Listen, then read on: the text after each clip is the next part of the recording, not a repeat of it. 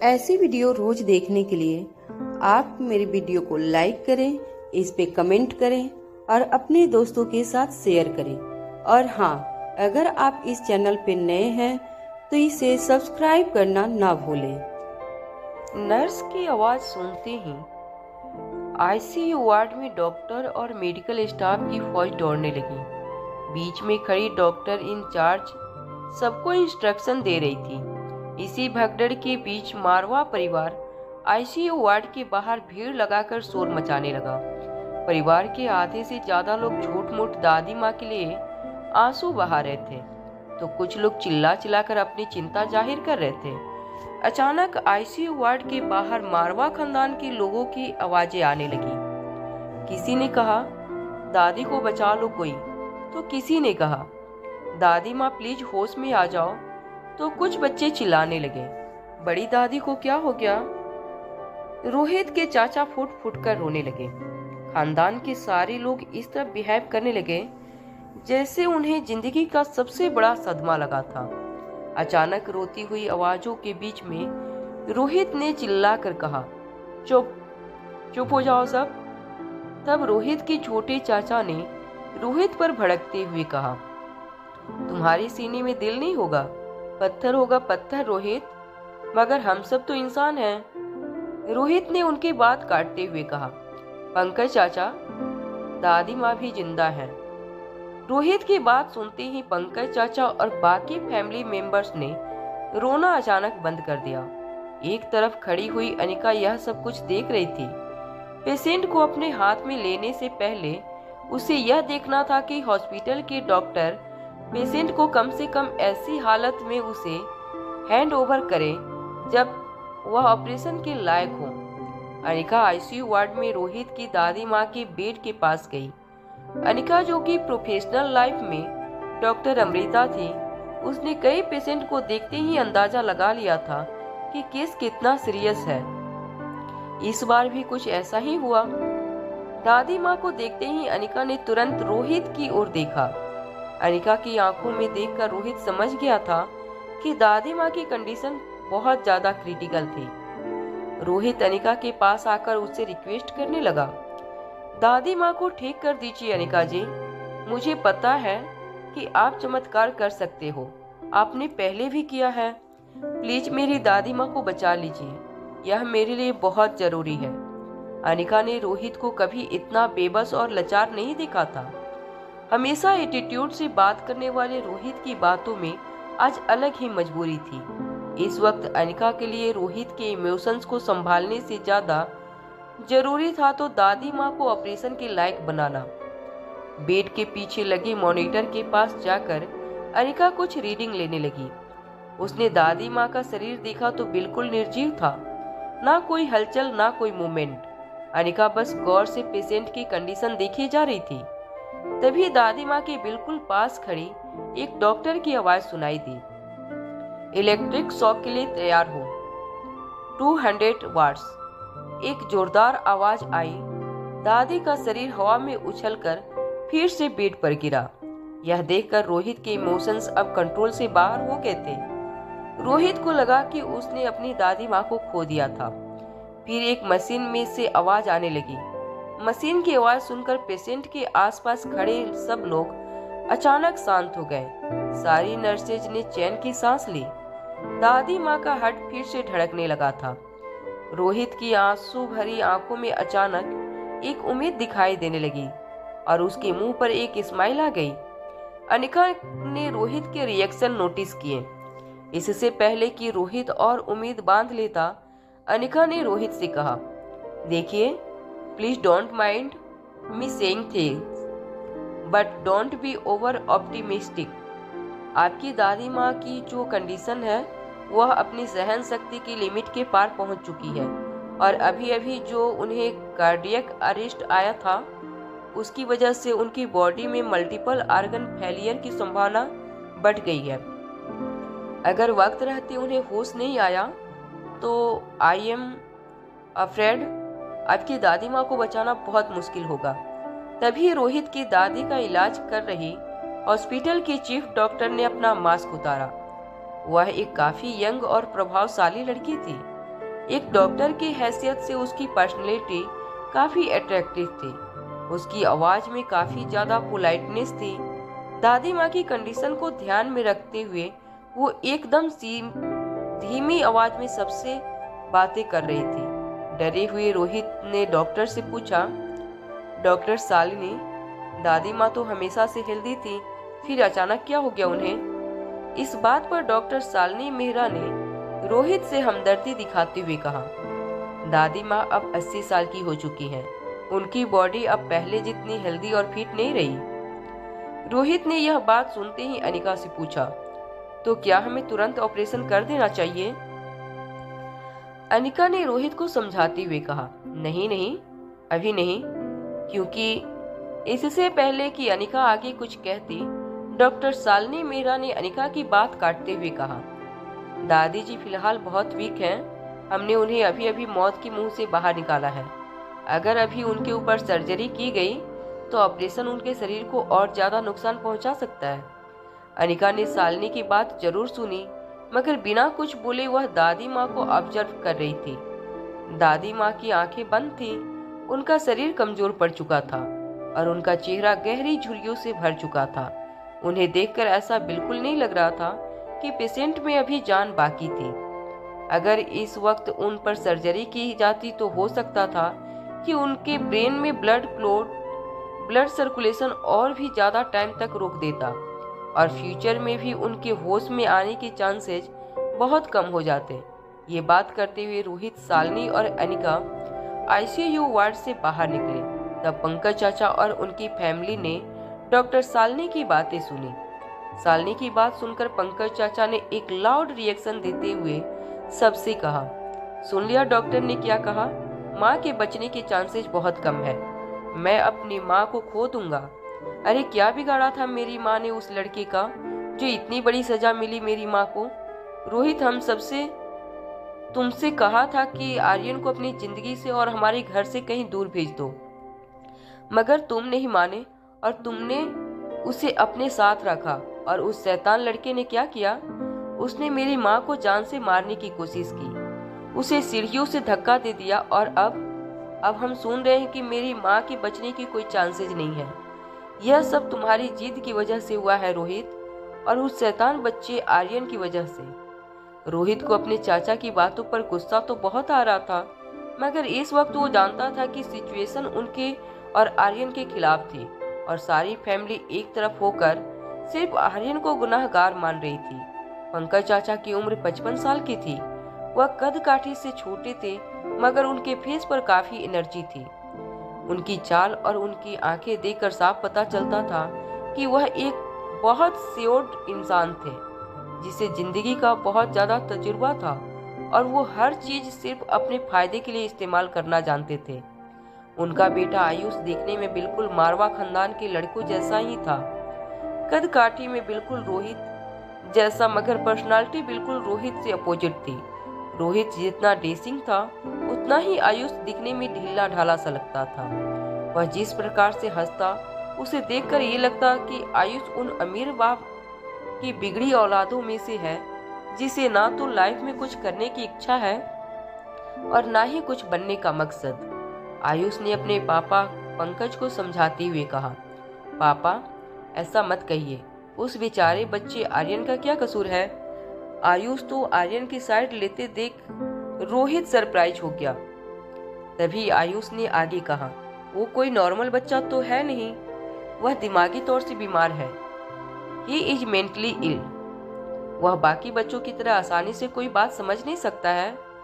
जब उसने दादी माँ को धक्का दिया होगा तब उसे क्या पता कि वह क्या कर रहा था।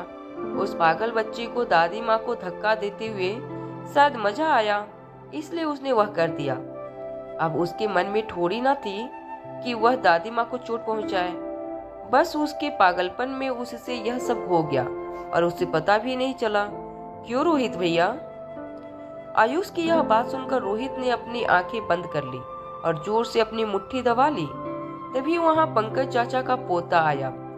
बिहान उम्र में ठीक आर्यन के आसपास का था, मगर शरीर से मोटा होने की वजह से प्यार से मारवा फैमिली उसे लड्डू कहकर बुलाते थे।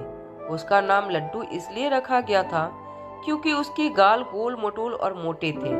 उसके गाल दबाने पर बिल्कुल ऐसा लगता जैसे कोई मोतीचूर के लड्डू हाथ में पकड़कर खड़ा हो। लड्डू जब भी हंसता तो उसकी आंखें अपने आप बंद हो जाती, मगर लड्डू अपने नाम के गुणों से बिल्कुल विपरीत था। उसे बात बात पर गुस्सा आ जाता, बात बात पर जिद करता, और आज जब से वह हॉस्पिटल में आया था बस एक ही बात सुन रहा था, आर्यन की वजह से बड़ी दादी की जान खतरे में थी। इसी गुस्से की वजह से उसके गाल बिल्कुल लाल हो चुके थे और उसने रोहित की ओर गुस्से से देखकर कहा, कहाँ छुपा के रखा है उस बुजदिल आर्यन को? आज मैं उसे छोड़ूंगा नहीं। उसे WWE का एक ऐसा स्टंट करके मारूंगा कि उसे अपनी नानी याद आ जाएगी। यह कहकर लड्डू हॉस्पिटल के प्राइवेट रूम की ओर दौड़ने लगा जहां आर्यन को भेजा गया था। रोहित ने बीच में ही उसे रोक लिया। रोहित ने जब लड्डू को रोकना चाहा तो किसी तरह रोहित के हाथ से टकराकर लड्डू जमीन पर गिर गया। लड्डू का भारी शरीर जब जमीन से टकराया तो हॉस्पिटल फ्लोर पर एक जोर से आवाज आई और लड्डू जोर जोर से रोने लगा। जब पंकज और आयुष ने उसे उठाया तो लड्डू ने रोहित की ओर इशारा करते हुए कहा, रोहित चाचा मुझे मारना चाहते हैं जैसे आर्यन ने बड़ी दादी को मारा। रोहित अनिका और डॉक्टर शालिनी से अपनी दादी माँ की कंडीशन के बारे में डिस्कस करना चाहता था, मगर मारवा खानदान ने यह मौका पकड़कर आर्यन के खिलाफ मोर्चा खोलने के लिए इस्तेमाल किया था। आयुष ने रोहित से कहा, रोहित यह क्या कर रहे हो तुम? इस छोटे बच्चे को इस तरह ट्रीट करने का क्या मतलब है? रोहित ने अपने अंदर के गुस्से को दबाते हुए आयुष से कहा, इस बच्चे को कुछ मैनर सिखाओ। अगर नहीं सिखा सकते तो मेरे पास भेज दो, मैं 2 दिन में इसे बड़ों के साथ कैसे पेश आते हैं सिखा दूंगा। यह सुनते ही पंकज चाचा ने रोहित से कहा, अगर इतने ही बड़े टीचर हो तो फिर अपने बेटे को भी जरा सी मैनर सिखा देते, जिसकी वजह से आज तुम्हारी दादी मौत से लड़ रही है।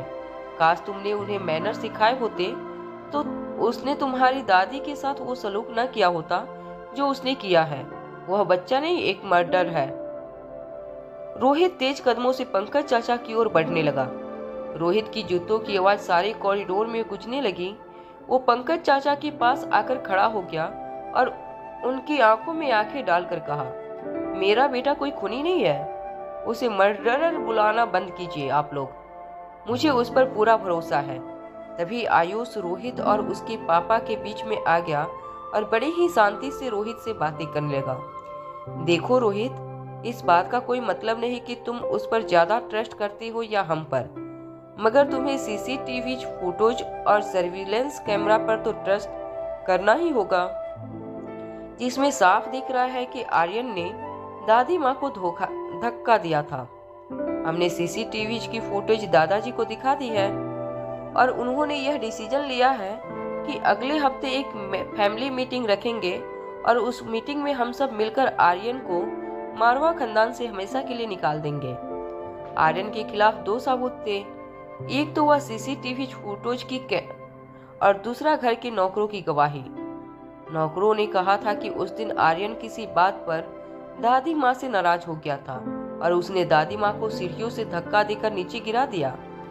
सीसीटीवी कैमरे में फुटेज पीछे से लिया गया था जिसमें दादी माँ गिरते हुए साफ नजर आ रही थी। आर्यन का चेहरा नहीं दिख रहा था, मगर उसके हाथों की एक्शन से साफ पता चला था कि उसी ने दादी माँ को धक्का दिया था। मारवा खानदान के पास आर्यन के खिलाफ विटनेस भी थे और एविडेंस भी, इसलिए रोहित के पास बस सिर्फ एक ही ऑप्शन बच गया था कि किसी तरह उसकी दादी माँ फिर से होश में आए और सबको बता दे कि आर्यन बेकसूर है। जब हॉस्पिटल कॉरिडोर में यह सब कुछ चल रहा था तब आर्यन वहीं पीछे खड़ा सब कुछ सुन रहा था। आर्यन के मुंह पर मास्क था और उसने एक छोटी सी पीपी किट भी पहन रखी थी। मास्क के ऊपर आर्यन की आंखों से निकलते आंसुओं से साफ पता चल रहा था कि आर्यन बहुत दुखी था और शायद काफी देर से रोए जा रहा था। आर्यन को रोना इस वजह से नहीं था कि मारवा खानदान उसे बुरा समझता था या उसे मारवा खानदान से बाहर निकालना चाहता था। उसे चिंता थी तो बस एक ही बात की चिंता थी, उसकी बड़ी दादी किसी तरह वापस पहले जैसी हो जाए। वह मन ही मन भगवान को प्रे कर रहा था कि उसे उसकी बड़ी दादी उसे वापस मिल जाए और फिर से उसकी दादी पहले की तरह आर्यन के साथ खेले, उसे प्यार करे। आर्यन ने कॉरिडोर में अनिका को देखा। आर्यन को पता था कि उसकी मॉम एक बहुत बड़ी डॉक्टर थी और अगर दादी माँ को कोई वापस ठीक कर सकता था तो वह सिर्फ उसकी मॉम थी। आर्यन दौड़कर अनिका के पास गया और पीछे से अनिका के पांव पकड़कर अनिका से लिपट गया। अनिका को पकड़कर आर्यन जोर जोर से रोने लगा और कहने लगा, मॉम प्लीज बड़ी दादी माँ को बचा लो, प्लीज मॉम। आर्यन की आवाज सुनकर अनिका ने अपने पांव से लिपटे बच्चे की ओर देखा। लगभग रिया की उम्र का एक बच्चा अनिका की टांगों से लिपटकर उससे रिक्वेस्ट कर रहा था। बच्चे के मुंह पर मास्क होने की वजह से अनिका को उसका चेहरा तो नजर नहीं आ रहा था, मगर बच्चे की आंखों में देखकर अनिका को ऐसा लग रहा था जैसे वह सालों से इन आंखों को पहचानती थी। तभी अंदर से एक नर्स बाहर आई और उसने अनिका से कुछ दूरी पर खड़ी डॉक्टर शालिनी से कहा, डॉक्टर प्लीज एक बार आप अंदर आकर पेशेंट को अटेंड कीजिए। I think the patient is starting to react. Doctor Shalini और बाकी का मेडिकल स्टाफ आईसीयू वार्ड में दादी माँ को एग्जामिन करने चला गया। अनिका ने उसके पांव से लिपटे हुए बच्चे को धीरे से अपने से अलग किया और कहा, she will be fine, don't worry. Anika के दिमाग में इस वक्त सिर्फ पेशेंट की जान बचाने का ख्याल चल रहा था, इसलिए बच्चे पर ज्यादा ध्यान न देते हुए अनिका भी डॉक्टर शालिनी के पीछे पीछे आईसीयू वार्ड में दौड़कर जाने लगी। अंदर जाने पर अनिका ने देखा कि 3-4 मशीन बीप करके अलार्म दे रही थी। दरअसल दादी माँ का ब्लड प्रेशर थोड़ा बढ़ गया था, जो ऐसी कंडीशन में उनके लिए अच्छा नहीं था। अनिका को यह सारी रीडिंग्स पढ़ते हुए देखकर डॉक्टर शालिनी ने अनिका से पूछा, एक्सक्यूज मी, क्या मैं जान सकती हूँ आप कौन हैं और आईसीयू वार्ड में क्या कर रही हैं? आई एम सॉरी, मगर आपको इसी वक्त आईसीयू वार्ड से बाहर जाना होगा। मिस अनिका यहाँ मेरे कहने पर आई हैं? पीछे से रोहित की आवाज आई। रोहित ने डॉक्टर शालिनी से कहा, मेरी रिक्वेस्ट पर अनिका जी यहाँ आई हैं। वह दादी माँ को बचाने में आप लोगों की मदद करेंगी। शालिनी थोड़ी देर सोच में पड़ गई।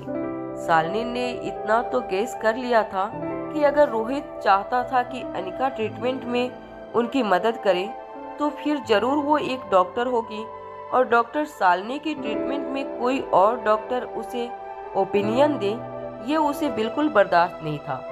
मगर न सिर्फ रोहित पेशेंट का पोता था, मगर हॉस्पिटल का ट्रस्टी भी था। इसलिए रोहित की बात का मान रखते हुए डॉक्टर शालिनी ने अनिका को ट्रीटमेंट में पार्टिसिपेट करने की इजाजत दे दी। अनिका अपने हाथ फोल्ड करके एक साइड खड़ी होकर पेशेंट को ऑब्जर्व कर रही थी। डॉक्टर शालिनी ने अनिका की ओर देखकर उससे पूछा, sodium nitroprusside doctor Anika? Sodium nitroprusside blood pressure नीचे ले जाने के लिए एक बहुत ही भरोसेमंद दवाई थी। अनिका ने अपना सर हाँ में हिलाते हुए डॉक्टर शालिनी को आगे बढ़ने के लिए कहा। डॉक्टर शालिनी ने दादी माँ को एक इंजेक्शन दिया और थोड़ी देर में उनकी कंडीशन स्टेबल होने लगी। दादी माँ की मेडिकल रिकॉर्ड और लेटेस्ट सीटी स्कैन रिपोर्ट्स को देखकर अनिका कुछ सोचने लगी। दादी माँ की कंडीशन थोड़ा स्टेबल होने के बाद डॉक्टर शालिनी अपने ग्लव्स उतारती हुई आईसीयू से बाहर निकल गई। उसके पीछे अनिका भी कुछ सोचते हुए वहां से निकल गई। आईसीयू वार्ड से पहले शालिनी बाहर निकली और उसके पीछे अनिका। शालिनी ने देखा सामने रोहित, जो पहले ही बाहर आ चुका था। वह बहुत नर्वस होकर कॉरिडोर में यहाँ वहाँ घूम रहा था। दोनों डॉक्टर्स को बाहर आते देखकर रोहित डॉक्टरों की ओर आगे बढ़ा। शालिनी को लगा अब रोहित उससे कोई सवाल पूछेगा, इसलिए उसने अपना मास्क निकालकर रोहित से बात करने की तैयारी की। मगर रोहित डॉक्टर शालिनी के पास से गुजरते हुए सीधा अनिका के पास गया। रोहित ने अनिका से पूछा, क्या दादी माँ का ऑपरेशन पॉसिबल है? इससे पहले कि अनिका रोहित को जवाब देती, शालिनी ने अपने शांत अंदाज से रोहित के सवाल का जवाब देना शुरू किया। मिस्टर मारवा, दादी माँ की कंडीशन फिलहाल बहुत कॉम्प्लिकेटेड है। उन्हें हाई ब्लड प्रेशर है, मल्टीपल ऑर्गन फेलियर भी हुआ है और इन सब में उनकी हार्ट की कंडीशन पर भी बुरा असर पड़ रहा है। अगर इस वक्त उन पर कोई ऑपरेशन किया तो काफ़ी परेशानी आ सकती है। अगर खुद डॉक्टर अमृता भी यह कर इनका ऑपरेशन करती तो भी सक्सेस रेट 20% से ज़्यादा नहीं होता।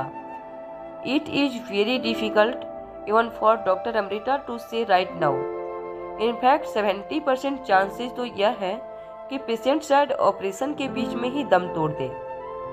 और एक बात ये, ऑपरेशन उनकी बॉडी के लिए बहुत ज़्यादा पेनफुल होगा।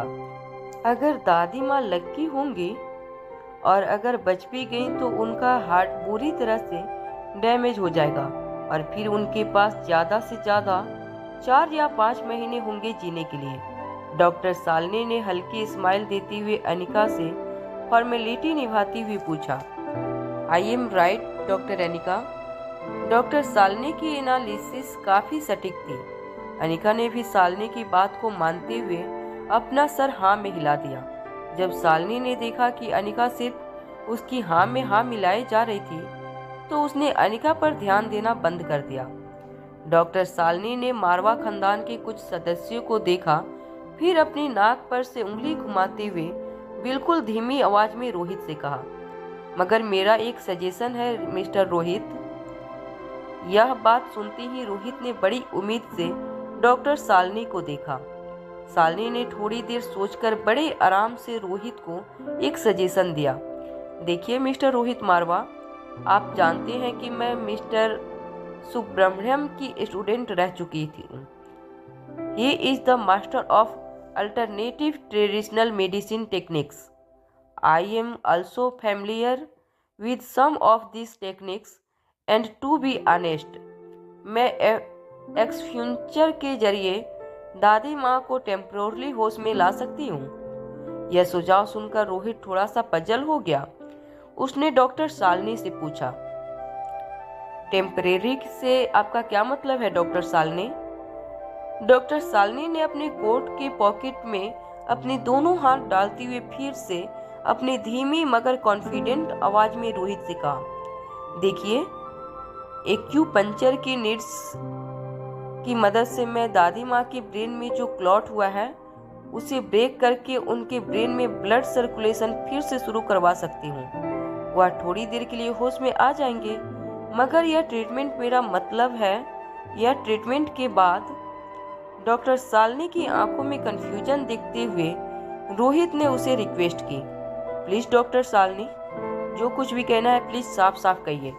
डॉक्टर सालनी ने इस बार बिना रुके रोहित को जवाब दिया, दादी माँ के ब्रेन में जो ब्लड क्लॉट है वह टेम्परेरीली खुल जाएगा। दादी माँ थोड़ी देर के लिए होश में भी आ जाएंगे, मगर यह सब सिर्फ एक दिन के लिए चलेगा। वो एक दिन के लिए फिर से वैसी हो जाएंगे जैसे वह पहले थी, लेकिन एक दिन के बाद। यह सुनकर रोहित का चेहरा तंग हो गया। वह कंफ्यूजन और टेंशन में बस डॉक्टर सालनी को देखता रहा। जब डॉक्टर सालनी को लगा कि अब रोहित उसकी बात फिर से सुनने के लिए तैयार है, तो फिर से अपनी धीमी आवाज में वो रोहित से बात करने लगी, देखिए, दादी माँ की कंडीशन इस वक्त ऐसी है कि अगर उन पर कोई ऑपरेशन होता है और सपोज ऑपरेशन सक्सेसफुल भी होता है तो उनकी ज़िंदगी ज़्यादा से ज़्यादा 3 महीने या 4 महीने या फिर 6 महीने एट मैक्स होगी। और अगर ऑपरेशन फेल हो गया तो वह जिस कंडीशन में है उसी कंडीशन में ज़्यादा से ज़्यादा और 2 महीने निकाल पाएंगे। अगर आप मेरी माने तो आप मेरे एक्यूपंक्चर ट्रीटमेंट के जरिए दादी माँ को थोड़ी देर के लिए होश में ला सकते हैं, जिससे वह लोगों को बता सके कि उस एक्सीडेंट के पीछे आर्यन का कोई हाथ नहीं था। बेचारे आर्यन पर लगे इल्जाम मिट जाएंगे। अनिका, जो ठीक सालनी और रोहित के पीछे खड़ी थी, यह बात सुनकर हैरान रह गई। डॉक्टर सालनी का सजेशन किसी प्लानेट मर्डर से कम नहीं लग रहा था। रोहित भी डॉक्टर सालनी की सजेशन सुनकर हैरान रह गया था। हालांकि डॉक्टर सालनी की सजेशन से आर्यन पर लगे इल्जाम मिटाने में रोहित को बहुत बड़ी मदद मिल जाती, मगर यहाँ सवाल सिर्फ आर्यन के इनोसेंस का नहीं था, बल्कि उसकी दादी माँ की जान बचाना था। रोहित ने बड़े कड़क आवाज में डॉक्टर शालिनी से कहा, डॉक्टर, आपकी प्रायोरिटी आपकी पेशेंट की जान बचाना होना चाहिए, चाहे कुछ भी हो जाए। आपका फर्ज है कि आप अपने पेशेंट को वह ट्रीटमेंट दें जो उसकी जिंदगी के लिए बेहतर है। रोहित की यह बात सुनकर शालिनी समझ गई थी कि उसने ओवर कॉन्फिडेंस में एक बहुत बड़ी गलती कर दी थी। उसने रोहित से कहा, माय अपीलीजीज मिस्टर मारवा, वो क्या है ना कि मैंने आर्यन को बचपन से देखा है and I am really worried for the poor, इसलिए शायद मैं यह सजेशन दे बैठी। रोहित ने शालिनी के सजेशन को सीरियसली नहीं लिया। रोहित ने अनिका से पूछा, मिस अनिका, अब आप बताइए क्या यह ऑपरेशन हो सकता है या नहीं। अनिका को आदत थी अपने पेशेंट के परिवार वालों से ऐसे सवालों को फेस करने की, मगर यहाँ सवाल सिर्फ पेशेंट को बचाने का नहीं था। पेशेंट के सक्सेसफुल ट्रीटमेंट के जरिए अनिका को उसके बेटे तक पहुंचना था। अनिका भी जानती थी कि उसके प्रोफेशन का सबसे बड़ा मकसद यह था कि कैसे पेशेंट की जान बचाई जाए। अनिका ने जमीन की ओर देखते हुए बड़ी धीमी आवाज में रोहित से कहा, यस इट इज पॉसिबल, दादी माँ का ऑपरेशन हो सकता है। रोहित की आंखों में एक सवाल साफ नजर आ रहा था। क्या अनिका इस बात को लेकर कॉन्फिडेंट थी? मगर वह सवाल पूछे उससे पहले अनिका ने रोहित की आंखों में आंखें डालकर उसे जवाब दिया, द सक्सेस रेट 90%, 10% ऊपर वाले की मर्जी। आफ्टर ऑल यह भी हो सकता है कि ऑपरेशन के दरमियान कोई बड़ा सा अर्थक्वेक हो और पूरी हॉस्पिटल ही गिर जाए। अगर ऐसा हुआ तो मैं कोई गारंटी नहीं दे सकती मिस्टर मारवा। अनिका की बात सुनकर रोहित को हैरानी तो जरूर हुई थी, मगर उसने अनिका के हाथों चमत्कार होते हुए भी देखा था। डॉक्टर शालिनी अनिका की बात सुनकर बोलने से पहले थोड़ा हंस पड़ी। उसने अनिका से कहा, यह मजाक करने का वक्त नहीं है डॉक्टर अनिका। देखिए मिस्टर रोहित, पेशेंट मेरी ट्रीटमेंट के अंदर है और मैं जानती हूँ अगर यहाँ खुद डॉक्टर अमृता मौजूद होती और वह आपकी दादी माँ का ऑपरेशन करती तो भी सक्सेस रेट 30% के ऊपर नहीं था। किसी आम डॉक्टर की बातों में आकर मैं आपको बेवकूफ मरने नहीं दे सकती। रोहित को अनिका की बातों पर भरोसा था। उसने डॉक्टर शालिनी की बातों पर ध्यान न देते हुए बड़े कॉन्फिडेंटली पूरे परिवार के सामने अनाउंस किया, मिस अनिका, आप ऑपरेशन की तैयारी कीजिए। जब डॉक्टर शालिनी ने देखा कि रोहित उसकी कोई बात नहीं मान रहा, तब उसने अपने आप को शांत करते हुए अनिका को केस टेक ओवर करने दिया। यह करते हुए शालिनी को बिल्कुल अच्छा नहीं लग रहा था, मगर उसे इस बात का यकीन था कि यह डिसीजन लेकर अनिका खुद एक बहुत बड़ी मुसीबत में फंसने वाली थी।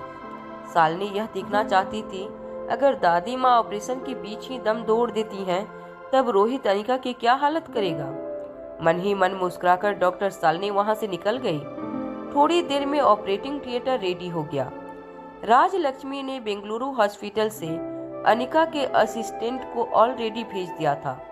अनिका सर्जरी के वक्त सिर्फ अपने स्टाफ पर भरोसा करना चाहती थी, इसलिए पहले से ही उसने राजलक्ष्मी से कहकर अपने असिस्टेंट को दिल्ली बुला लिया था।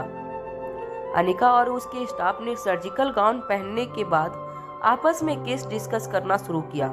अनिका ने उसकी एक असिस्टेंट लिली से कहा, डॉक्टर अमृता, पेशेंट की उम्र बहुत ज़्यादा है और रिपोर्ट्स देखकर मुझे लग रहा है कि पेशेंट का ज़्यादा बड़ा प्रॉब्लम उसके दिमाग की क्वांटिंग नहीं बल्कि उसका हार्ट है, और ऐसी हालत में ऑपरेशन इज नॉट रिकमेंडेड। फिर आपने यह ऑपरेशन करने का डिसीजन क्यों लिया? It is very risky. Anika ने लिली के कंधे पर हाथ रखकर कहा, तुम बिल्कुल घबराओ मत, पेशेंट के हार्ट का ख्याल मैं रख लूंगी। आप लोग बस हमेशा की तरह मेरा साथ देना। ऑपरेशन टेबल पर सबसे पहले अनिका ने कुछ सुइयां दादी माँ की छाती में चुभा दी। बहुत ही ध्यान से अनिका हार्ट के एक तरफ एक एक सुई चुभाने लगी।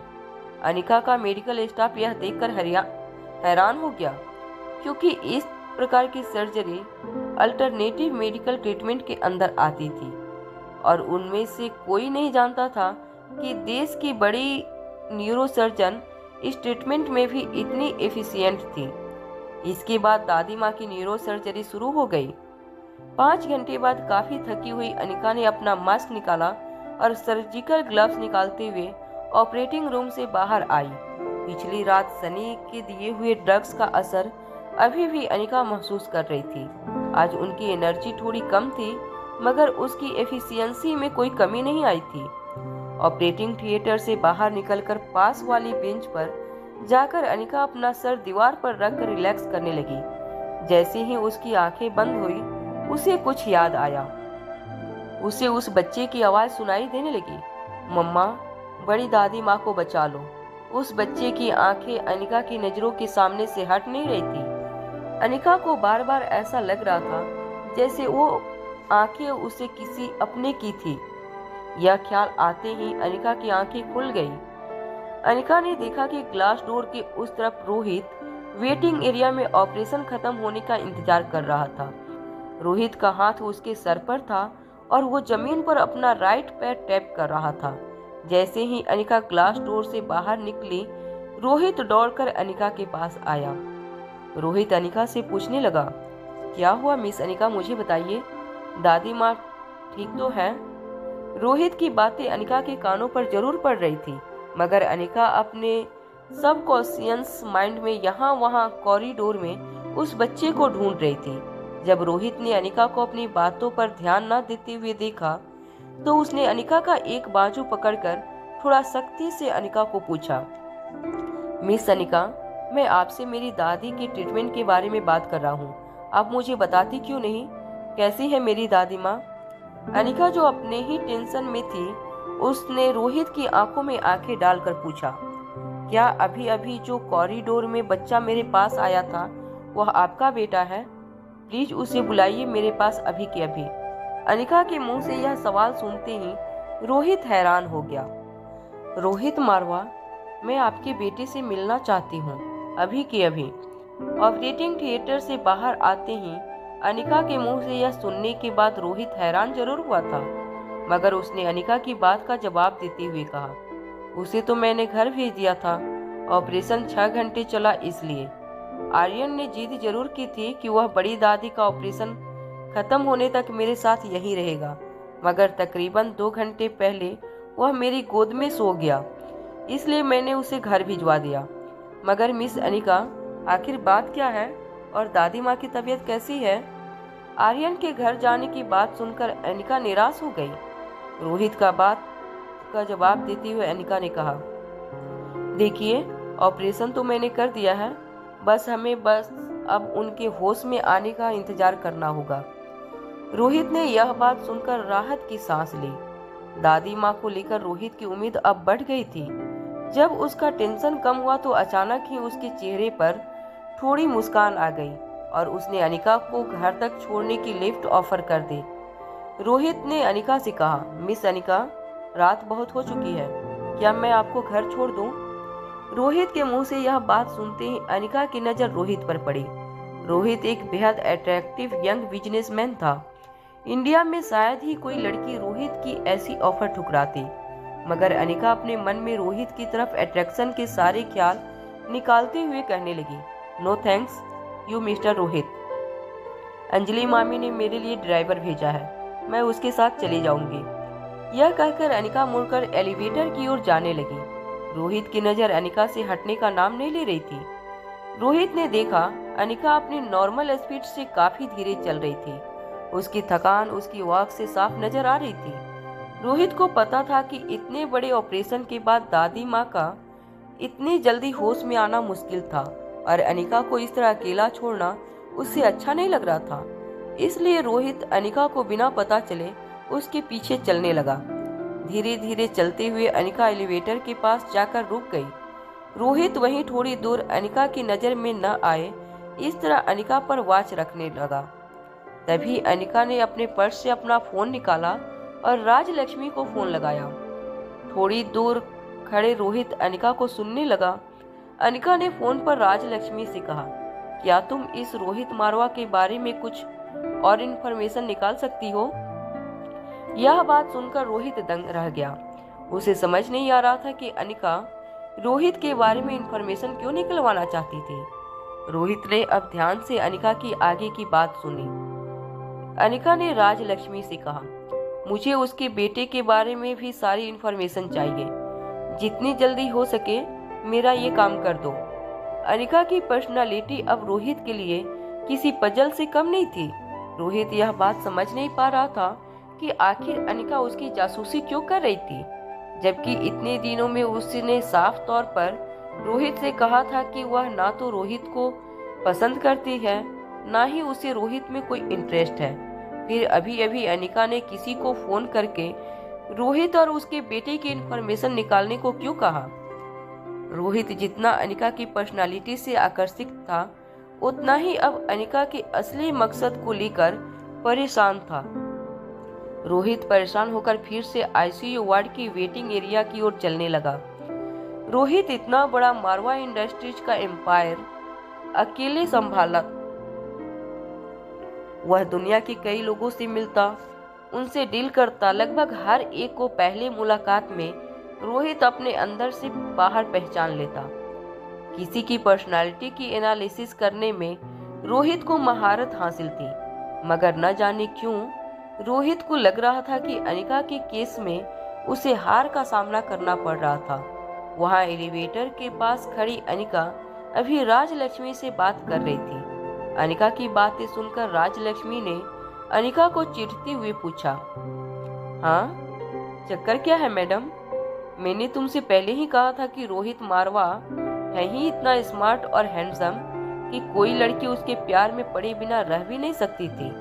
क्यों, ठीक कहा था मैंने, है ना वह हैंडसम? राजलक्ष्मी की बातें सुनकर अनिका के मुंह पर एक स्माइल आ गई। उसने अपने हाथों से अपने बाल की लट कान के पीछे डालती हुए कहा, ठीक ठाक ही दिखता है। दूसरी ओर से राजलक्ष्मी ने फोन पर लगभग चिल्लाते हुए कहा, ठीक ठाक? मैडम अनिका, मैं इतने सालों से तुम्हें जानती हूँ, आज तक किसी लड़की को देखकर तुमने ठीक ठाक शब्द का इस्तेमाल कभी नहीं किया। अगर तुम ठीक ठाक कह रही हो, इसका मतलब एक्सीलेंट समझना पड़ेगा। क्यों? कहीं तुम्हारे ठीक ठाक का मतलब हैंडसम, सेक्सी और एडोरेबल समझना पड़ेगा? इससे पहले कि राजलक्ष्मी आगे कुछ कहे, अनिका ने उसे रोकते हुए कहा, ओके ओके, अब चुप हो जाओ। चलो मानती हूँ कि वह हैंडसम है, बस। राजलक्ष्मी ने सीटी बजाती हुए अनिका से कहा, ओहो, लगता है बात बहुत आगे तक बढ़ गई है। अच्छा, यह तो बताओ, पहले तुमने उससे पूछा था या उसने तुमसे पूछा था? मामला अभी तक कॉफी पीने तक ही है या फिर कुछ बात आगे भी बढ़ चुकी है? इससे पहले कि राजलक्ष्मी आगे कुछ कहे, अनिका ने फिर से अपना प्रोफेशनल एटीट्यूड दिखाते हुए राजलक्ष्मी से कहा, राज, आई होप मैंने तुम्हें जो काम सौंपा है वह कल सुबह तक तुम मेरे लिए कर दोगी। जो भी इंफॉर्मेशन मिले प्लीज मुझे मेल कर देना। गुड बाय, गुड नाइट, और हाँ, अपने दिमाग के घोड़े ज्यादा मत दौड़ाओ। राजलक्ष्मी और अनिका ने हंसते हुए फोन डिस्कनेक्ट कर दिया। हॉस्पिटल के नीचे अंजलि मामी ने भेजी हुई कार अनिका का इंतजार कर रही थी। गाड़ी में बैठते ही अनिका की आंख लग गई और कुछ देर बाद उसे एक आवाज सुनाई दी, मैडम, मैडम जाग जाइए, मैडम घर आ गया। जब अनिका की आंखें खुली तो वह ऑलरेडी किशन मामा और अंजलि मामी के घर पहुंच गई थी। रात के 1:30 बजने वाले थे, मगर पूरे बंगले की लाइट्स ऑन थी। इससे साफ जाहिर था कि घर के सारे लोग अभी जगे थे। अनिका घर के आगे बने गार्डन से होते हुए बंगले के मेन एंट्रेंस तक पहुंची। बंगला और उसका एक्सटीरियर काफी एस्थेटिक और एलिगेंट लग रहा था। गार्डन में फूलों की सजावट से लेकर घर के मेन दरवाजे की बनावट, सब कुछ बहुत ही टेस्टीफुली सजाया गया था। जैसे ही नौकरों ने दरवाजा खोला, अनिका ने देखा कि एंट्रेंस के ठीक सामने सोफा पर 3 लोग बैठे थे। सोफे के ठीक बगल में लगी व्हील चेयर पर एक 80 साल की बूढ़ी औरत बैठी थी। उनके शरीर की मूवमेंट बहुत कम थी, मगर उनके सर की मूवमेंट बहुत ज्यादा थी। ऐसा लग रहा था जैसे वह कुछ सुनना चाह रही थी। दरवाजा खुलने की आवाज आते ही व्हील चेयर पर बैठी बूढ़ी औरत ने पूछा, क्या वह आ गई? दरवाजा क्यों खोला है? उनकी मोमेंट्स देखकर अनिका को अंदाजा हो गया था कि नानी माँ देख नहीं सकती थी। बगल में बैठी हैं अंजलि मामी ने उनका हाथ पकड़ा और धीरे से मुस्कुराते हुए बोली, जी हाँ मम्मी जी, वह आ गई। व्हील चेयर पर बैठी बुजुर्ग औरत ने एक बड़ी सी मुस्कुराहट देते हुए अपने हाथ दरवाजे की ओर बढ़ा दिया। अनिका तुरंत समझ गई कि नानी माँ अनिका को गले लगाना चाहती थी। जैसे ही अनिका ने उसके पास जाकर उनके पांव छुए, उन्होंने अनिका को गले लगा लिया। उस वक्त अनिका को महसूस हुआ कि बुजुर्ग नानी की सांसें तेज होने लगी थी। कांपते हाथ से वो अनिका का चेहरा महसूस करने लगी। नानी माँ ने अनिका से पूछा, अनिका, तुम्हारा नाम अनिका है ना? क्या तुम बिल्कुल स्वाति जैसी लगती हो? नानी माँ के ठीक बगल में एक 20 साल की लड़की बैठी थी। लड़की की आंखें, नाक और होंठ बिल्कुल अंजलि मामी जैसे थे। दादी माँ की बात सुनकर लड़की उठकर अपनी दादी माँ के पास आई और बड़े प्यार से अपने हाथ दादी के कंधों पर रखकर बोली, दादी माँ, अनिका दीदी बिल्कुल स्वाति बुआ जैसी लगती हैं। ऐसा लगता है जैसे बुआ फोटोज में से बाहर आ गई हो। इस बात पर अंजलि मामी ने हंसते हुए अपनी बेटी से कहा, तुम तो ऐसे बात कर रही हो जैसे तुम पहले अपनी बुआ से कभी मिली हो। जब अनिका की मम्मी स्वाति घर छोड़कर चली गई थी, तब किशन मामा और अंजलि मामी की शादी नहीं हुई थी। इसलिए अंजलि मामी और उनकी बेटी श्वेता ने अनिका की माँ स्वाति बुआ की सिर्फ तस्वीरें देखी थी। अपनी मम्मी की इस बात पर श्वेता ने चीख निकालते हुए कहा, क्या हुआ अगर मैं बुआ से कभी नहीं मिली? मेरा और अनिका दीदी का तो खून का रिश्ता है, और फिर मैंने उनकी ढेर सारी तस्वीरें भी तो देख रखी है। आई एम श्योर, अगर आज स्वाति बुआ जिंदा होती और अनिका दीदी के बगल में खड़ी होती तो यह कहना मुश्किल हो जाता कि दोनों में से स्वाति बुआ कौन है और अनिका दीदी कौन है। श्वेता की इस बात पर अंजलि मामी और अनिका हंसने लगे। यह बात सुनते ही इजी चेयर पर बैठे कृष्ण ने कहा, इसमें ना पता चलने वाली कौन सी बात है? अगर बुआ जिंदा भी होती तो अब तक बूढ़ी हो गई होती। क्या तुम दोनों को देखकर कह नहीं सकते थे कि कौन बुआ है और कौन बहन? क्रिस श्वेता का छोटा भाई था, mister and missus Kishan Malhotra का छोटा बेटा। क्रिस का पहनावा काफी मॉडर्न था। उसके बाल एक साइड से बिल्कुल छोटे कटे थे और एक साइड से लंबे थे। दिखने में एक स्टाइल काफी अजीब लगता था, मगर यह उसकी उम्र के बच्चों में फैशन मानी जाती थी। क्रिस ने अब तक अनिका को देखा तक नहीं था। वो बस मोबाइल में अपने दोस्तों से चैट कर रहा था। क्रिस की बात सुनकर श्वेता ने उसे इग्नोर किया। श्वेता ने अपनी दीदी का हाथ पकड़कर धीरे से दादी माँ के हाथ में रख दिया और दादी माँ से कहा, लो दादी माँ, जिस बेटी के लिए इतने सालों से तुम तड़प रही थी, आज जी भर के उसे प्यार कर लो। अनिका जैसे ही नानी माँ की व्हील चेयर के बगल में बैठी, नानी माँ ने आशीर्वाद देते हुए अनिका के सर पर अपना हाथ रख दिया। अपनी नानी माँ का सर पर हाथ पड़ते ही अनिका की आंखों से नींद जैसे गायब हो गई। पूरे दिन की थकान जैसे एक पल में उसके शरीर से चली गई। कहा जाता है बड़े बुजुर्गों के आशीर्वाद में बहुत ताकत होती है, मगर अनिका ने आज पहली बार इस चीज को महसूस किया था। अनिका का बचपन गुलेरिया परिवार के दबाव और अत्याचारों में गुजरा था। बचपन में बहुत ज्यादा वजन होने के कारण अनिका कहीं बाहर नहीं जाती थी, ना किसी से मिलना जुलना होता। कोई घर पर आए तब भी मनीषा और गौतम उसे अपने कमरे में रहने की इंस्ट्रक्शन देते थे। वह अनिका से कहते थे कि उसे सबके सामने लाने में उन्हें शर्मिंदगी महसूस होती थी। कामनी को जब मनीषा और गौतम प्यार करते थे, तब उसे भी ऐसा लगता कि काश कभी उसे भी किसी की ममता मिले, उसके सर पर भी कोई प्यार से हाथ रखे। मगर गौतम और मनीषा जब भी अनिका की ओर देखते, नफरत और शर्मिंदगी से देखते। इसलिए शायद अनिका ने बचपन से मेडिकल साइंस और मार्शल आर्ट को अपना इंटरेस्ट और अपना फैशन बना लिया। किसी अपने का प्यार पाना उसके लिए एक सपने जैसा था। बरसों से दिल में छुपी अनिका की तमन्ना आज पूरी हुई थी। बूढ़ी नानी के हाथ बहुत कमजोर थे और उम्र की वजह से उसकी स्किन भी बहुत ढीली पड़ चुकी थी, मगर अनिका के सर पर उनका हाथ रखते ही उनके हाथों की गर्माहट ने जैसे अनिका के सारे टेंशन एक पल में ही खींच लिए थे। अनिका, जो दुनिया के बेस्ट डॉक्टरों में से एक मानी जाती थी, आज पहली बार किसी के सामने अपने आप को छोटा महसूस कर रही थी। अभी अनिका का मन अपनी नानी के प्यार से भरा नहीं था। तभी उसके कानों पर उसकी बूढ़ी नानी की कमजोर और धीमी आवाज पड़ी। इतने साल बहुत मुश्किल से गुजारे होंगे तुमने। बेटा, कैसी रही होगी तुम अकेली बिना माँ के? बहुत कुछ देखा होगा तुमने। तुम्हारी नानी की जिंदा होते हुए भी तुम्हें इतना कुछ सहना पड़ा, और मैं बुढ़िया तुम्हारे लिए कुछ नहीं कर पाई। यह कहते हुए नानी एक छोटे बच्चे की तरह सिसक सिसक कर रोने लगी। नानी की बातें सुनकर अनिका की आंखें भी भर आई थी। वह नानी से कुछ कहती, उससे पहले अंजलि मामी ने नानी के पास आकर उनके कानों के पास कुछ कहा। अब आपकी बेटी मिल गई है और अभी यहीं रहने वाली है हमारे साथ। सारी बातें आज ही कर लोगी क्या? रात के 2 बज चुके हैं। अनिका बहुत थक चुकी होगी, उसे आज आराम कर लेने दीजिए। कल सुबह सब मिलकर सारी बातें करेंगे जो इतने सालों में नहीं किया है। नानी माँ ने अपने आंसू पोंछते हुए कहा। माफ करना अनिका बेटा, एक तो मैं बुढ़ी हो चुकी हूँ, ऊपर से आंखों की रोशनी भी नहीं। मेरे लिए क्या रात और क्या दिन। मगर हाँ, तुमने जब से इस घर में कदम रखा है, जिंदगी में जरूर रोशनी आ गई है। अब जाओ तुम आराम करो, वरना मेरा बोलना तो रुकेगा नहीं। श्वेता ने दादी माँ की व्हीलचेयर को पीछे से सहारा देते हुए उन्हें अपने बेडरूम में ले गई।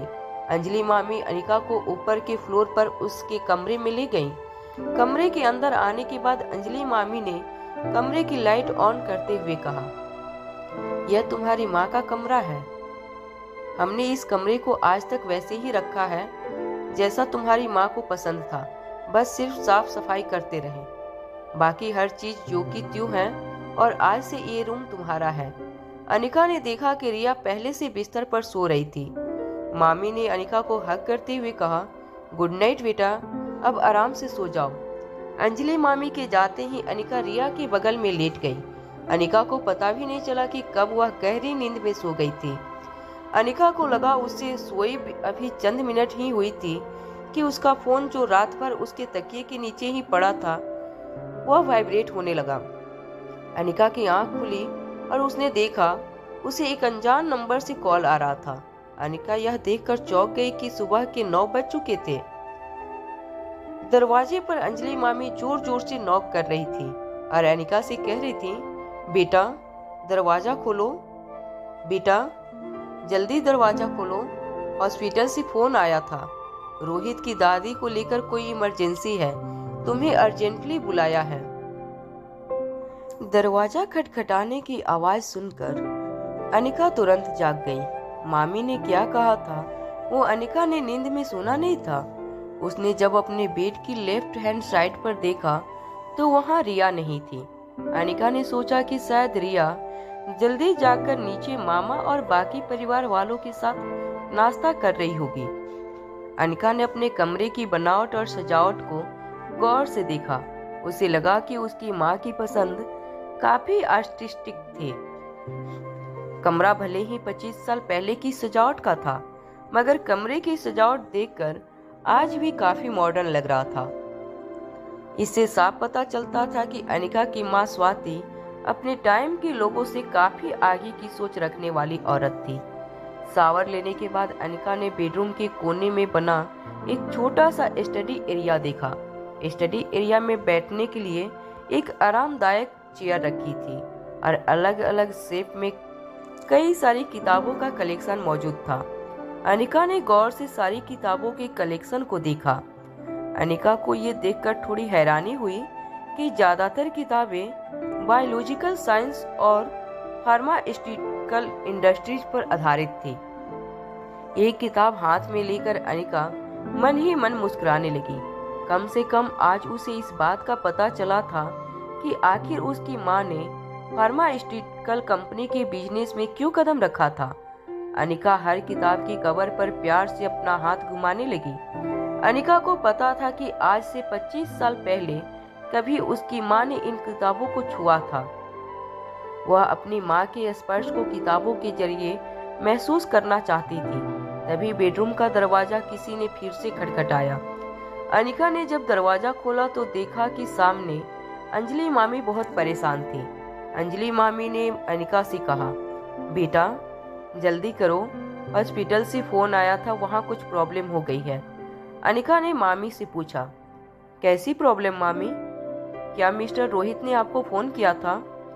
अंजलि मामी ने अनिका को जवाब देते हुए कहा, हाँ बेटा, रोहित का फोन आया था।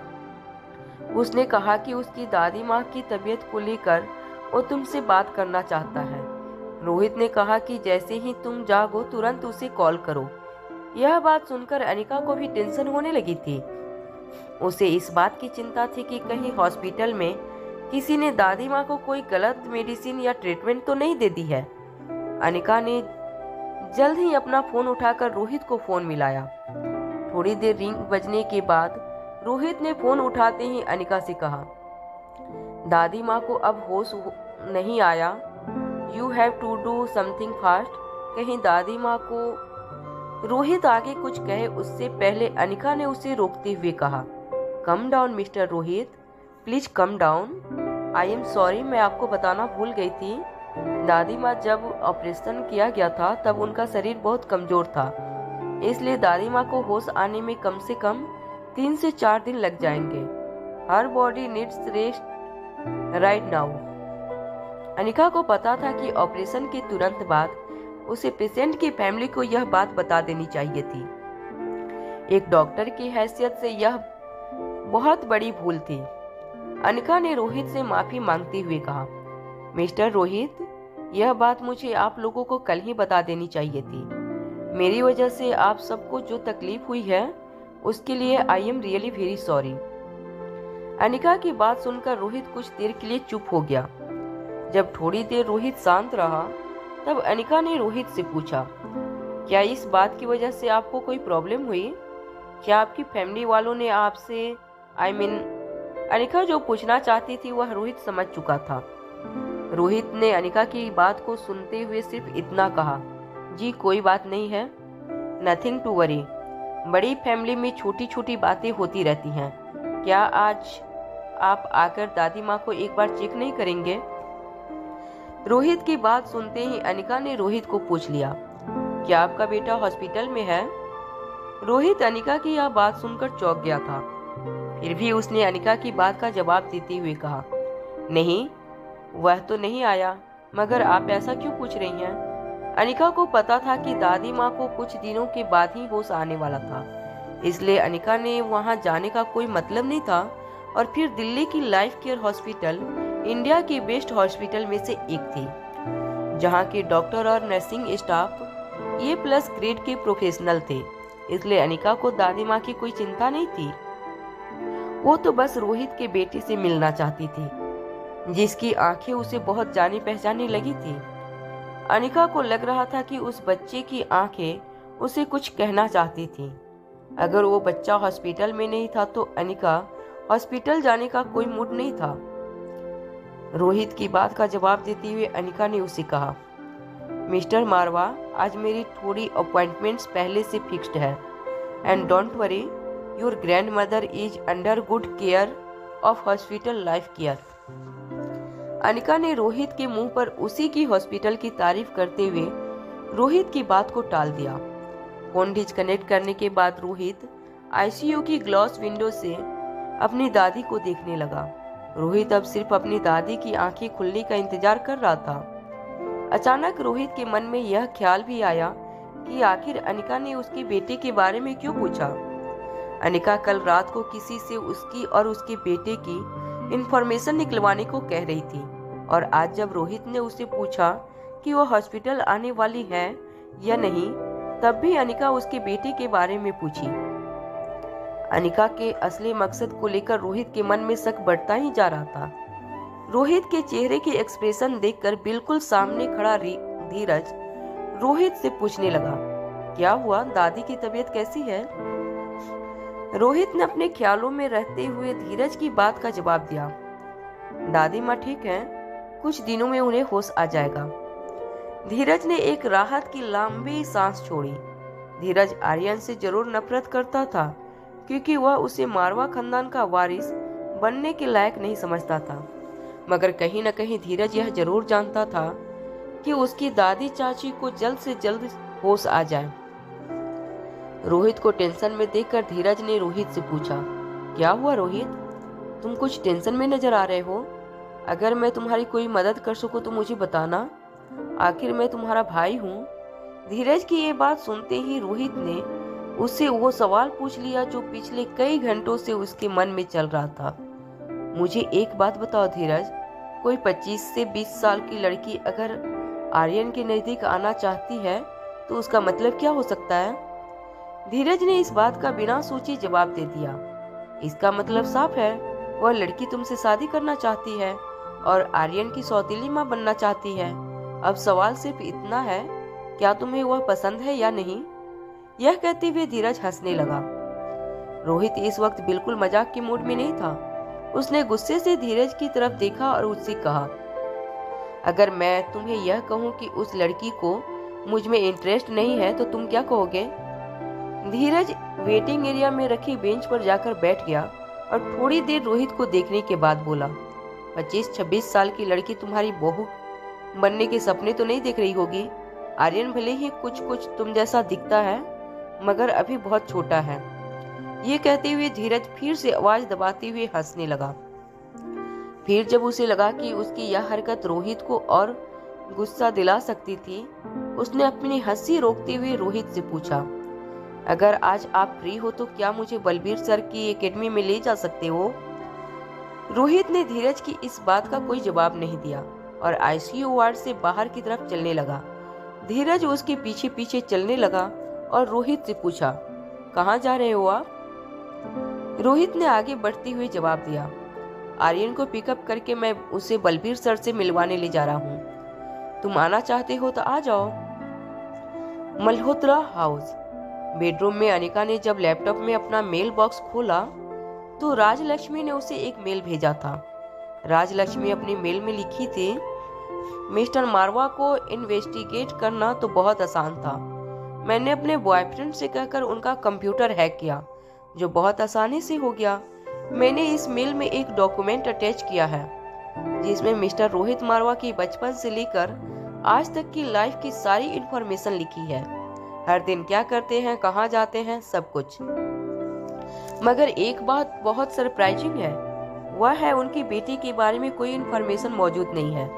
बस इतना ही कि उसका नाम आर्यन मारवा है और रोहित का बेटा है। इसके अलावा आर्यन के बारे में कहीं से कोई इंफॉर्मेशन नहीं मिल पा रही है। राजलक्ष्मी का मैसेज पढ़कर अनिका निराश हो गई। उस बच्चे की आंखें देखने के बाद अनिका को उससे मिलने की इच्छा बहुत बढ़ने लगी थी। वह उस बच्चे के बारे में जानना चाहती थी, मगर मिस्टर रोहित मारवा की शादी नहीं हुई थी तो फिर यह बच्चा उनका बेटा कैसे हो सकता था? ऐसे कई सारे सवाल थे जिनका जवाब अनिका जानना चाहती थी। निराश होकर उसने लैपटॉप स्क्रीन नीचे रख दी। अनिका गहरी में सोच में पड़ गई। क्या उस बच्ची को देखने के बाद कल अनिका को जो कुछ महसूस हो रहा था वह बस एक अनिका का इमोशनल अबाउट वर्ड था? क्या सचमुच उस बच्चे के साथ आने का कोई कनेक्शन था? अनिका को कोई रास्ता ढूंढना था जिससे वह रोहित की बेटी से मिल सके। इससे पहले कि अनिका के दिमाग में कोई और ख्याल आता, रिया हाथ में गेंद लेकर बेडरूम में पहुंची। गेंद को जमीन पर पटकते हुए रिया ने अनिका से पूछा, मम्मा तुम नीचे क्यों नहीं आती सबसे मिलने? और तुमने मुझे कहा था कि आज तुम मुझे बलबीर अंकल से मिलने ले जाने वाली हो। कितना मजा आएगा, मैं भी मार्शल आर्ट सीखूंगी। रिया एक निडर और एडवेंचरस लड़की थी। जब से उसने सुना था कि अनिका उसे मार्शल आर्ट एकेडमी में ले जाने वाली है, रिया बहुत एक्साइटेड हो गई थी। आज उसने एक प्रिंटेड फ्रॉक पहनी थी जो सुबह सुबह अंजलि मामी और किशन मामा उसके लिए लेकर आए थे। बलबीर सर के पास जाने वाली बात जैसे ही अनिका को याद आई, उसने अपना फोन उठाकर अपना मैसेज बॉक्स खोला। बलबीर सर ने सुबह से 10 मैसेज किए थे। उनके इतने मैसेज से एक बात साफ जाहिर थी, बलबीर सर अनिका और रिया से मिलने के लिए बहुत बेचैन थे, मगर वह कॉल करके अनिका की नींद डिस्टर्ब नहीं करना चाहते थे। अनिका ने उसी वक्त बलबीर सर को वीडियो कॉल लगाया। बलबीर सर ने तुरंत ही फोन रिसीव कर लिया। ऐसा लगा मानो वह फोन पकड़कर इंतजार कर रहे थे कि कब अनिका उन्हें कॉल करे। फोन उठाते ही बलबीर सर अपने अंदाज में अनिका को डांटना शुरू कर दिया। भरी जवानी में बुढ़ी हो गई हो, सूरज माथे पर चढ़ गया है और तुम हो जिसकी नींद ही नहीं खुलती। कब से तुम्हारा इंतजार कर रहा था। अगर मुझे पहले से पता होता कि तुम इतनी बड़ी कुंभकर्ण हो तो मैं रिया को लेने के लिए किसी ड्राइवर को भेज देता। अनिका ने अपने होठों पर उंगली रखकर बलबीर सर को चुप रहने का इशारा किया और फिर फोन का कैमरा रिया की तरफ घुमा दिया। रिया को देखते ही बलबीर सर का सारा गुस्सा एकदम से गायब हो गया। बलबीर सर ने रिया को हाय कहते हुए उसे एक फ्लाइंग किस दी।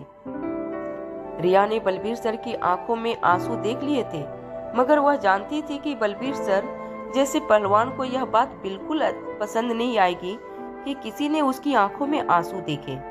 रिया ने बलबीर सर को फ्लाइंग किस रिटर्न करते हुए कहा, मैं और मम्मा अभी इसी वक्त आपसे मिलने आ रहे हैं। यह सुनते ही बड़ी खुशी से बलबीर सर रिया और अनिका से कहने लगे, तो बदसाहो, फिर देर किस भी बात की कर रही हो।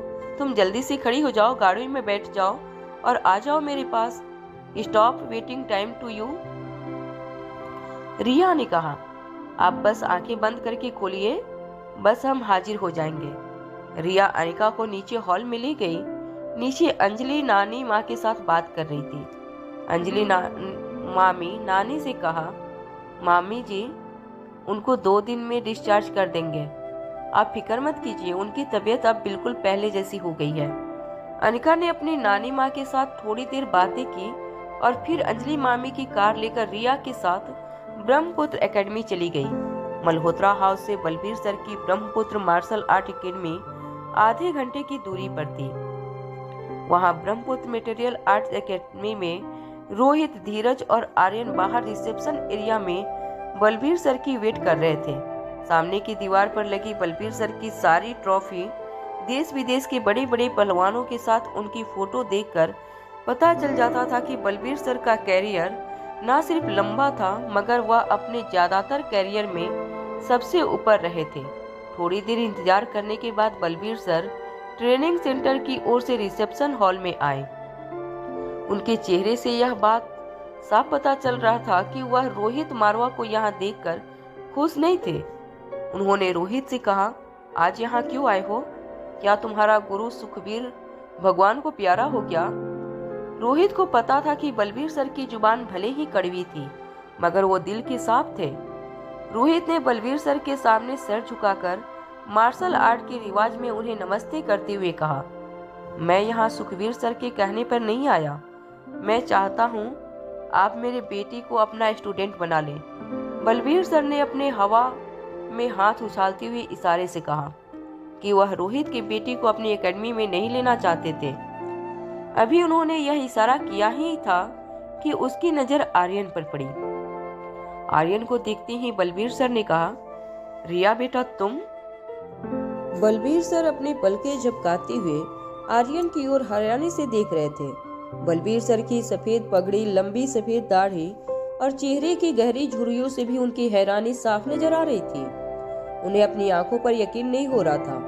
भले ही उन्होंने रिया को कभी आमने सामने देखा नहीं था मगर पिछले 5 सालों से यह वीडियो कॉल के जरिए रिया से बातें करते रहे थे। वीडियो में अक्सर इंसान अपने असली रूप से थोड़ा बड़ा और थोड़ा मोटा नजर आता है और इस वक्त बलबीर सर के सामने खड़ा आर्यन रिया के कद में हल्का छोटा और रिया के शरीर से काफी कमजोर भी था, मगर आर्यन की शक्ल हूबहू रिया से मिलती थी। स्पेशली वो आंखें जिन्हें बलबीर सर कभी नहीं भुला सकते थे।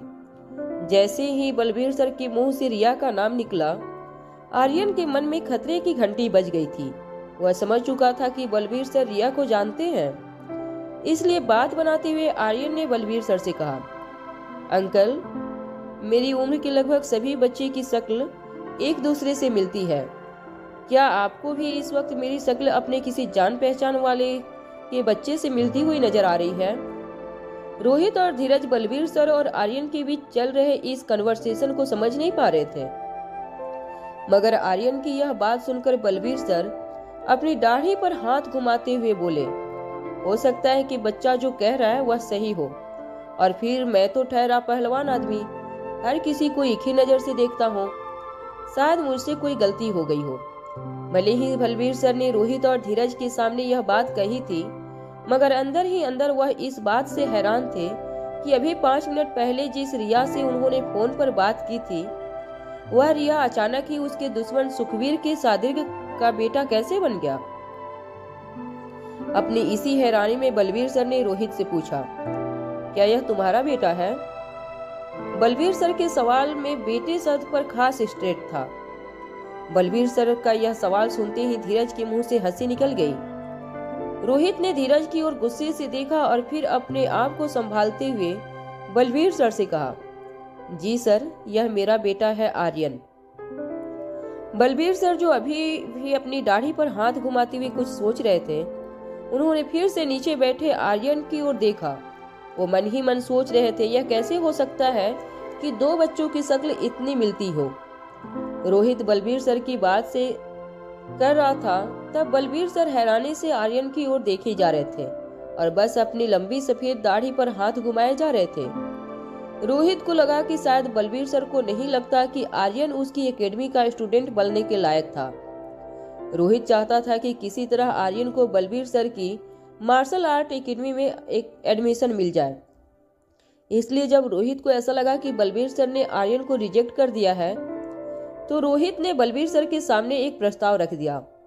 ठीक है, फिर मैं आपकी एकेडमी को चैलेंज करता हूँ, और अगर मैंने आपके चुने लड़कों को मार्शल आर्ट में हरा दिया तो आपको आर्यन को अपनी एकेडमी में एडमिशन देना होगा। बलबीर सर की ब्रह्मपुत्र मार्शल आर्ट एकेडमी के एक नियम था, अगर कोई उनकी एकेडमी को चैलेंज करता है और अगर उस चैलेंज में चैलेंजर जीत जाता तो चैलेंजर की कोई भी एक बात एकेडमी को माननी होगी, बस वह बात मोरल वैल्यूज के खिलाफ न हो। रोहित की यह बात सुनकर धीरज की आंखें फटी की रह गई। वह हैरानी में रोहित का एक हाथ पकड़कर धीमी आवाज में उनके कान में कहने लगा, रोहित, ये क्या बेवकूफी है? तुम जानते हो तुम क्या कर रहे हो? तुम्हें पता है ना इस एकेडमी के स्टूडेंट कैसे खतरनाक होते हैं? अरे तुम्हारी हड्डियों का पाउडर लेकर जाना पड़ेगा मुझे घर। तुम इनसे मुकाबला नहीं कर सकते। और यह सब तुम किसके लिए कर रहे हो? आर्यन है ही इतना कमजोर, इसे कोई नॉर्मल स्कूल में एडमिशन नहीं देगा, तो तुमने कैसे सोच लिया कि बलबीर सर उसे ब्रह्मपुत्र मार्शल आर्ट एकेडमी में आर्यन को एडमिशन दे देंगे? यह पागलपन बंद करो और यह चैलेंज वापस ले लो। वहाँ बलबीर सर अभी भी बड़े ताजुब से आर्यन की ओर देखे जा रहे थे। उन्हें इस बात से ताजुब हो रहा था कि अचानक 5 मिनट में एक बच्चा लड़की से लड़का कैसे बन सकता है। बलबीर सर ने अपनी बड़ी बड़ी आंखों से आर्यन को घूरते हुए उनसे पूछा, क्या तुम सचमुच एक लड़के हो? बलबीर सर का यह सवाल आर्यन और रोहित दोनों के लिए बहुत इंसल्टिंग था। बलबीर सर की इस बात से न सिर्फ आर्यन बल्कि रोहित मारवा का भी मेल ईगो हर्ट हुआ था। रोहित ने आगे बढ़ते हुए बलबीर सर से कहा, जी हाँ, आर्यन मारवा मेरा बेटा है। रोहित की बात का साथ देते हुए आर्यन ने भी अपने दोनों हाथ कमर पर रखकर बलबीर सर की आंखों में आंखें डालते हुए कहा, हाँ, मैं एक लड़का हूँ। आर्यन के मुंह से यह बात सुनते ही बलबीर सर ने ऐसे रिएक्ट किया जैसे उन्हें कोई बहुत बड़ी लॉटरी लग गई हो।